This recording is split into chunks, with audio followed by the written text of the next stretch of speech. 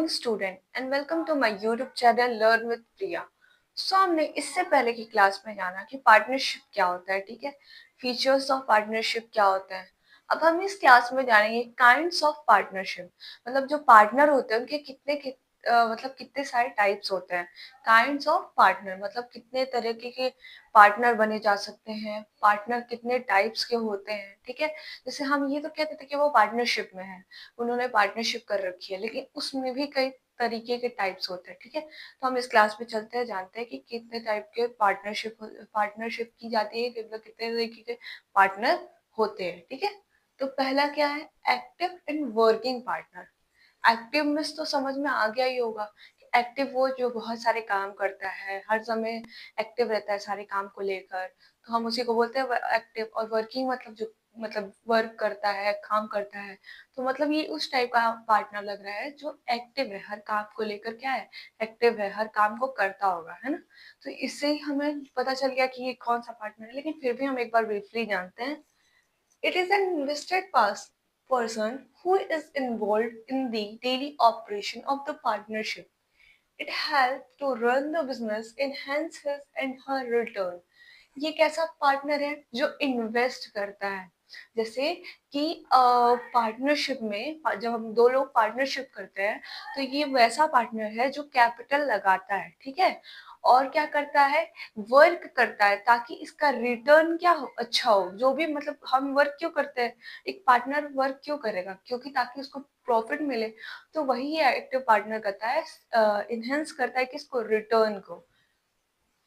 फिर क्या है, therefore consider a material participant. It is, इसको हम एक मटेरियल पार्टिसिपेंट भी बोलते हैं। मटेरियल पार्टिसिपेंट मतलब कि जो पार्टिसिपेट करता है कामों में, जो भी हमारी एक्टिविटी है हमारे बिजनेस में, जितनी भी एक्टिविटी करनी रहती है उन सब एक्टिविटी में ये पार्टिसिपेट करता है, ठीक है। फिर it is also known as ostensible partner, और इसे हम ऑस्टेंसिबल पार्टनर भी कहते हैं। इसको हम और क्या बोलते हैं, ostensible partner.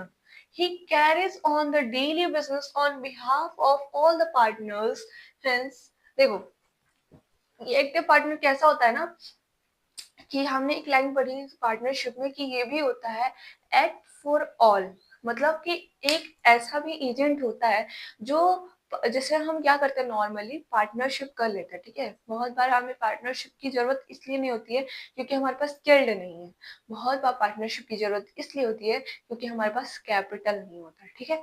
जैसे हमारे पास अगर फाइनेंशियली प्रॉब्लम होती है तो हम अपने आप को पार्टनरशिप में कर लेते हैं कि चलो दो लोग मिलके एक बिजनेस स्टार्ट करते हैं, क्योंकि बिजनेस स्टार्ट करना है, क्योंकि बिजनेस स्टार्ट करेंगे तो हमें प्रॉफिट होगा। लेकिन हमारे पास कैपिटल नहीं है हम इन्वेस्ट करें, तो इसलिए हम दो लोगों से जुड़ जाते हैं, हम एक पार्टनरशिप रेडी कर लेते हैं, ठीक है।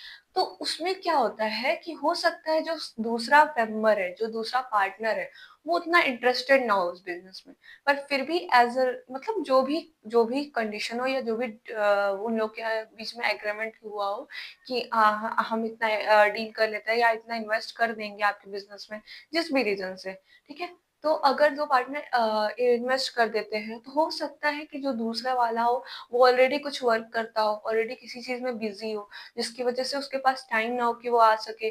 तो हो सकता है किसी भी रीजन से, अगर उसकी जगह पे अगर ये पहला वाला पार्टनर चाहता है कि काम कर ले तो वो कर सकता है। तो यहाँ पे क्या है कि अगर कोई 2 पर्सन है, 3 पर्सन है, 4 पर्सन है, अगर पार्टनरशिप में आ भी जाते हैं तो कोई बात नहीं है। अगर मान लो 4 पर्सन है, उसमें से 2 पर्सन वर्क नहीं कर सकते, एक्टिव नहीं हो सकते हर समय, तो उसमें कोई भी प्रॉब्लम्स नहीं है। ऐसा नहीं है कि जितने पार्टनर्स हैं सबको एक्टिविटी करनी जरूरी है, सबको एक्टिव रहना जरूरी है, नहीं। अगर कैपिटल मेन चीज होता है, हम कैपिटल के लिए ही पार्टनरशिप करते हैं, ठीक है। क्योंकि अगर हमको कैपिटल के लिए पार्टनरशिप नहीं करना होता तो हम सोल प्रोप्राइटरशिप करते, क्योंकि उसमें प्रॉफिट भी मिलता है हमें। लेकिन कैपिटल हमें चाहिए रहता है, हम अपने बिजनेस को और भी ग्रोथ करना चाहते हैं, और भी एक्सपेंड करना चाहते हैं, तो हम पार्टनरशिप करते हैं। तो अगर एक पर्सन चाहता है कि हम दूसरे पर्सन के प्लेस पे एक एक्ट कर ले, एक्टिविटी कर ले, तो कर सकता है। अगर दूसरा पार्टनर कोई वर्क नहीं करता है, कोई एक्टिविटी नहीं करता है, बस पैसे कैपिटल लगा देता है, तो कोई प्रॉब्लम नहीं है। तो उसकी जगह पे ये पहला वाला पार्टनर काम कर सकता है। तो वही यहाँ पे बोल रहा है कि therefore sorry, he carried on the daily business on behalf of all the partner। अगर वो चाहता है कि सारे पार्टनर की जगह पे वो काम करे तो कर सकता है, ठीक है। लेकिन ये करता है इसलिए इसको एक्टिव पार्टनर बोलते हैं। मतलब कर सकता है वो ठीक है, लेकिन जो करता है उसे हम क्या बोलते हैं? Active partner. ठीक है। Hence, when active partner wishes to retire from the firm, he must give public notice about the same. ठीक है। और जब पार्टनर को, एक्टिव पार्टनर को अगर रिटायरमेंट लेना होता है बिजनेस से, ठीक है, तो हम क्या वो क्या करता है? पब्लिक नोटिस अनाउंस करता है, ताकि वो ये बता सके कि वो क्या कर रहा है, रिटायर। क्योंकि पार्टनरशिप में क्या होता है ना कि लोग जब जानते हैं कि ये इस कंपनी के है, तो कोई भी अगर प्रॉब्लम्स होती है तो सारे पार्टनर, क्योंकि जो पार्टनरशिप होता है वो अपने फर्म से सेपरेबल नहीं होता है। ठीक है। अगर कोई भी पार्टनर है वो सोचता है कि वो अपने फर्म से अलग है, तो नहीं, जो भी प्रॉब्लम होगी वो पूरे पार्टनर, अगर किसी एक ने भी गलती की तो सारे पार्टनर को उसका रिस्पॉन्सिबल होना होगा। तो ये होता है पार्टनरशिप। मतलब कि जहाँ पे जो पार्टनर होते हैं वो सेपरेट नहीं होते फर्म से, क्योंकि सारे पार्टनर, जब 4-5 पार्टनर मिलते हैं तो हम उसको फर्म बोलते हैं। तो इसलिए कोई भी उसमें से एक भी पार्टनर गलती करता है तो सारे पार्टनर को रिस्पॉन्सिबिलिटी होती है, सारे पार्टनर की रिस्पॉन्सिबिलिटी होती है। ठीक है। तो वही ये कह रहा है कि वो क्या करता है कि give public notice about the same, कि वो रिटायरमेंट ले रहा है, पर unless he gives a public notice, he will be liable for all acts even after his retirement. After retirement, उनके रिटायरमेंट के बाद भी वो लाइबल होता है। क्यों? क्योंकि वो क्या करता है ना कि जो लोग होते हैं वो उसको एज अ पार्टनर समझ चुके हैं। ठीक है। जैसे जनरली यही चीज प्रैक्टिकली होती है कि लोग पार्टनरशिप में पार्टनर समझ चुके हैं, तो बहुत मतलब अगर बहुत कुछ होता भी है फॉर्म में, कुछ भी ऐसा होता है, तो वो भी उस चीज के लिए लाइबल रहता है। फिर आता है doormat and sleeping partner. Doormat और स्लीपिंग पार्टनर का मतलब समझ ही गए होंगे। स्लीपिंग पार्टनर जो सोया रहता है, मतलब कि कोई काम नहीं करता होगा। ठीक उसी तरह यहाँ पे स्लीपिंग पार्टनर है। इसका मतलब ही यही है कि this partner does not participate in the daily functions of partnership firm. ये कोई भी जो भी फंक्शंस या जो भी एक्टिविटी होती है हमारे बिजनेस में या फर्म में, उस पर किसी भी चीज में पार्टिसिपेट नहीं करता है।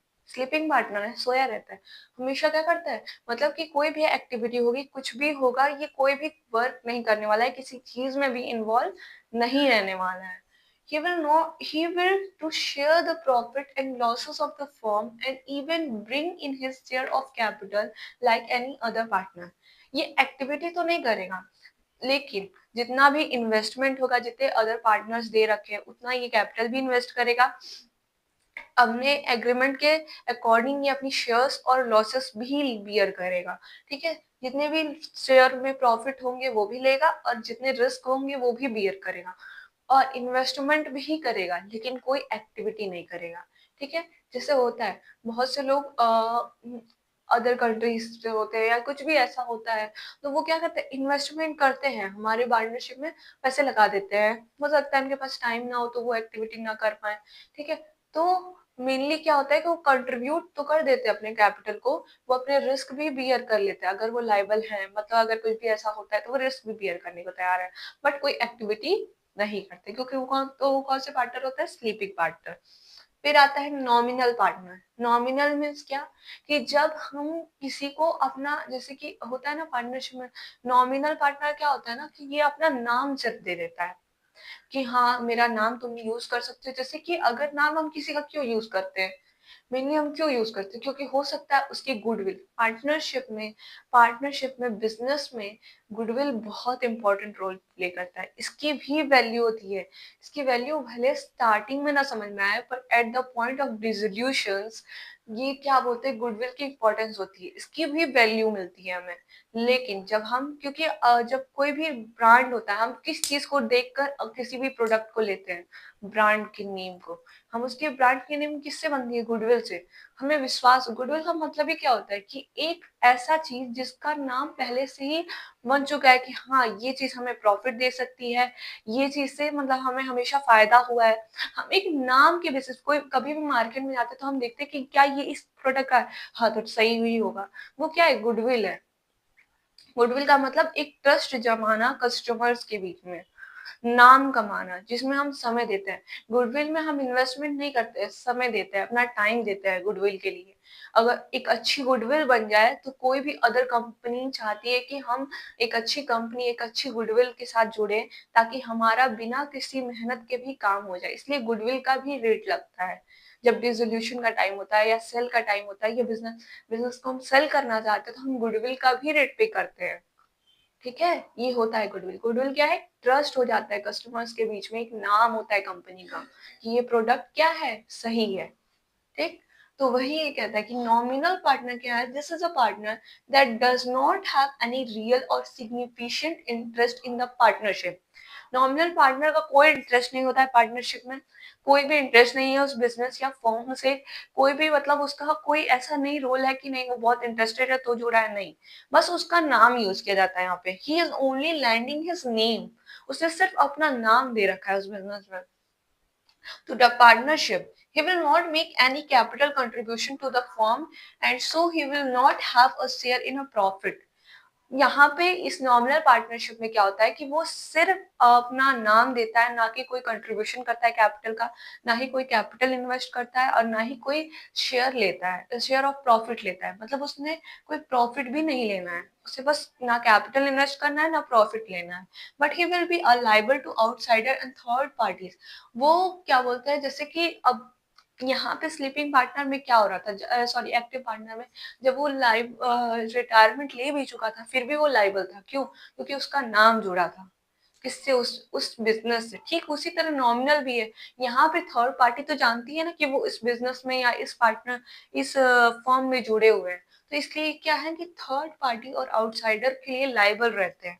भले इनको प्रॉफिट नहीं मिलता, इन्होंने कैपिटल नहीं कंट्रीब्यूट किया है, कैपिटल नहीं इन्वेस्ट किया है, बस इनका नाम यूज किया जा रहा है। मतलब इन्होंने अपना नाम बस दिया है कि आप मेरे नाम को यूज करके अपने प्रोडक्ट को, अपने बिजनेस को चला सकते हैं। It is the most well known individuals businessman. और होते कौन नहीं है? हम किसी भी नॉर्मल पीपल का तो नाम अपने बिजनेस से नहीं जोड़ने वाले हैं। जो हमारे बिजनेस में ना कंट्रीब्यूट कर रहा है, ना कुछ इन्वेस्टमेंट कर रहा है, ना शेयर प्रॉफिट ले रहा है, हम उसका नाम क्यों जोड़ेंगे? हम उसका नाम जोड़ेंगे जिसका ऑलरेडी एक गुडविल बन चुका है, जिसका ऑलरेडी पहले से बहुत नाम है, जिसपे लोग ट्रस्ट करते हैं। तो हम उन लोगों को क्या करते हैं कि उन लोगों का नाम रखते हैं, चाहे वो अच्छा बिजनेसमैन हो सकता है या सेलिब्रिटीज हो सकती है, जो लोग होते हैं, ठीक है, celebrity who allow their names to be added to the company to increase its goodwill. वो अपना नाम कंपनी को दे देते हैं कि हाँ आप यूज करके अपना गुडविल बना सकते हैं। तो ये होता है हमारा नॉमिनल पार्टनर। तो इतना 3 टॉपिक समझ में आया। एक्टिव क्या होता है? जो हमेशा काम मतलब एक्टिव रहता है हमारे बिजनेस वर्क में, अपना कैपिटल भी लगाता है, एक्टिव भी रहता है, रिस्क भी लेता है, लाइबिलिटी भी अनलिमिटेड होती है इसकी। डोरमेट वाले का भी यही होता है, बस डिफरेंट यही है कि ये एक्टिव नहीं रहता, ये कोई काम नहीं करता। और नॉमिनल वाले में ना तो कैपिटल लगाता है ना प्रॉफिट लेता है, बस लाइबल रहता है और लाइबिलिटी इसकी अनलिमिटेड रहती है। ठीक है, ये थे 3 टॉपिक और आगे हम पढ़ते हैं। ठीक है।